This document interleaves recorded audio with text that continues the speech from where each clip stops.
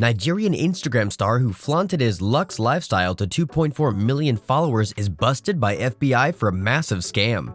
A celebrity influencer scammed victims out of $24 million to fund his luxury lifestyle that he bragged about on Instagram. In this video, we will tell you about the world's most high-profile fraudster, Hushpuppi, a $431 million scam.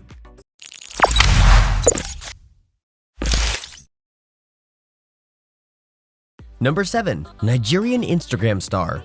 Ramon Abbas, known to his 2.5 million Instagram followers as Hushpuppi, is considered by the FBI to be one of the world's most high-profile fraudsters and faces a prison sentence of up to 20 years in the US after pleading guilty to money laundering. The BBC has used newly available court documents to uncover the man behind cyber heists that have cost his victims millions. From his humble beginnings as a Yahoo boy hustler in Nigeria to a so-called billionaire Gucci master, living a life of luxury in Dubai before his arrest last year, the 37-year-old began his career in Oworonshoki, a poor coastal area in the northeast of Lagos, Nigeria's commercial capital.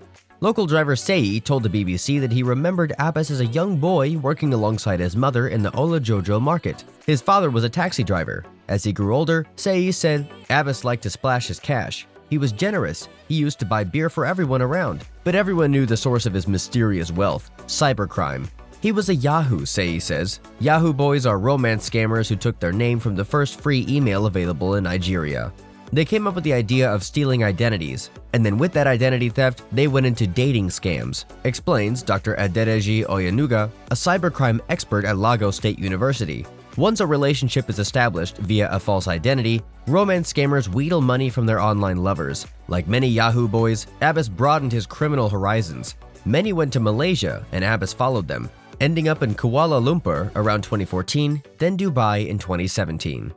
Number 6. North Korean hackers. This is when his Instagram posts and crimes went to another level. In February 2019, he attempted to launder 13 million euros, 11 million pounds or $15 million, stolen by a gang of North Korean hackers from the Maltese bank of Valletta. Abigail Mamo, chief executive of the Maltese Chamber of Small and Medium Enterprises, says the heist plunged the holiday island into chaos. Shopping trolleys filled with goods were abandoned at checkouts as payment systems shut down. We received calls from our members telling us they were sending money using Bank of Valletta's platform to their foreign suppliers, says Ms. Mamo. Their foreign suppliers did not receive the money. We're talking about thousands of euros. The bank said it managed to recover 10 million euros. Damn, Abbas said in a text to a fellow scammer at the time in messages obtained by the FBI. The reply shows the next heist was being planned. Next one is in few weeks. We'll let you know when it's ready. Too bad they caught on, or it would have been a nice payout. Number 5. Premiership scam scuppered. In May 2019, Abbas was tasked with setting up a bank account in Mexico. It was to receive 100 million pounds from a Premier League football club and 200 million pounds from a UK firm. Neither are named in the court documents.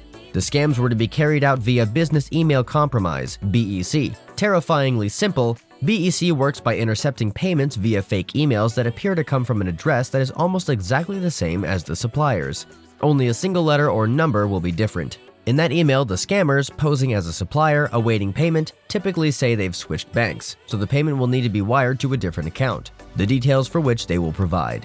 The account's clerk is fooled into thinking it's a legitimate request from the supplier, and with a single click of a mouse, vast sums of money are lost. But the premiership scam fell apart when the UK banks refused to pay into the Mexican account. "Brother, I can't send from UK to Mexico," Abbas's sidekick messaged him. "They keep finding out." None of the premiership clubs would confirm whether or not they were the intended victim. Number 4. Professionals shamed. John Shilland, fraud lead with the UK's National Crime Agency, says it can be difficult tracking down criminals' networks based in multiple jurisdictions, a fact known all too well by Dubai-based lawyer Barney Almazar.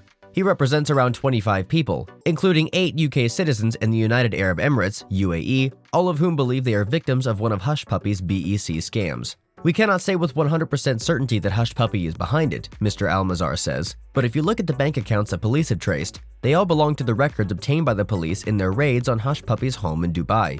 One UK victim who wanted to remain anonymous says he lost £500,000, has been forced to leave the UAE, and is himself facing criminal proceedings in Dubai because of the debt he has incurred as a result of the fraud. His clients understand that he was victimized, Mr. Almazar explained, but they also have to cover their losses, so right now he doesn't know how he can get back to the UAE. He has spent his life in the UAE. His family are still in the UAE. He fears that he might get apprehended at immigration immediately. Mr. Elmazar says shame prevents many more of Hushpuppi's victims coming forward. The scam was very sophisticated. Professionals were victimized. Some are hesitant to admit what has happened. Number 3. Qatari school fraud. Abba's final big scam before his arrest in Dubai in June 2020 was straight-up identity theft. Borrowed from the Yahoo Boy romance scams of his youth, he assumed the identity of a New York banker to entrap his victim, a Qatari business person seeking a $15 million loan to build a new school in the Gulf state. Between December 2019 and February 2020, Abbas and a gang of alleged middlemen in Kenya, Nigeria, and the US groomed and conned the victim out of more than $1 million. Some of it was laundered via the purchase of a watch worth a staggering $230,000. But soon, the cracks between the gangs started to show. One member threatened to blow the whole scam wide open as he was unhappy about the money he was getting. Abbas was determined to shut him up. He texted his contact, Nigerian police officer Abba Kyari, saying, "I want him to go through serious beating of his life. I want to spend money to send this boy to jail, let him go for a very long time." It is alleged that Mr. Kyari then falsely arrested and detained the middleman for a month in a squalid Nigerian cell. And now Mr. Kyari too is wanted in the US on charges of fraud, money laundering, and identity theft. He has previously denied having any criminal involvement with Abbas and has not responded to the BBC's request for comment. Number 2. Still attracting followers. BEC fraud is a huge issue across the world. According to the FBI, in 2020, BEC fraud resulted in losses of $1.8 billion. Court documents allege Abba's crimes cost victims almost $24 million in total, but some believe the actual total could be much higher. On Instagram, he dropped the billionaire Gucci Master moniker for a real estate developer, about 8 months before his arrest and subsequent transfer to the US to stand trial. Despite him pleading guilty in April to money laundering, Hushpuppi's social media is still live and attracting followers. The social media platform told the BBC that it had carried out an investigation on his account, but had decided not to close it. Dr. Oyanuga says Hushpuppi's influence still endures as he is still regarded as a role model. "We are in a country where a lot of young people are suffering. They see another young person who was once like them become that great. I have seen parents who have taken their children to learn how to become Yahoo boys," Sayi says. Everyone knows Hushpuppi has committed a crime, but it is understandable. No one prays to the poor. So when you see someone who is rich, you will pray to God to give you his kind of wealth. Number 1. Luxury lifestyle.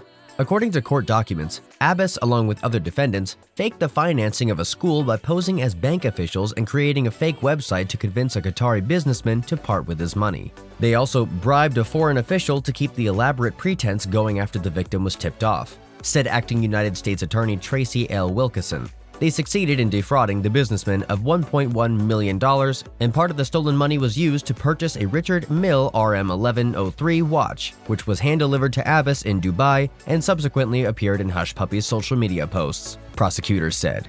Abbas also used part of the proceedings to allegedly acquire St. Christopher and Nevis citizenship, as well as a passport for Abbas obtained by creating a false marriage certificate and then bribing a government official in St. Kitts. According to official documents, Abbas was a lavish spender who claimed to be a real estate developer and was famous for tossing wads of cash and flaunting his Rolls Royces, luxury watches, and designer clothing on Instagram, where he has amassed more than 2 million followers. U.S. prosecutors said the popular Instagrammer, described as a high-profile money launderer, funded his luxurious lifestyle by laundering illicit proceeds generated by con artists who use increasingly sophisticated means.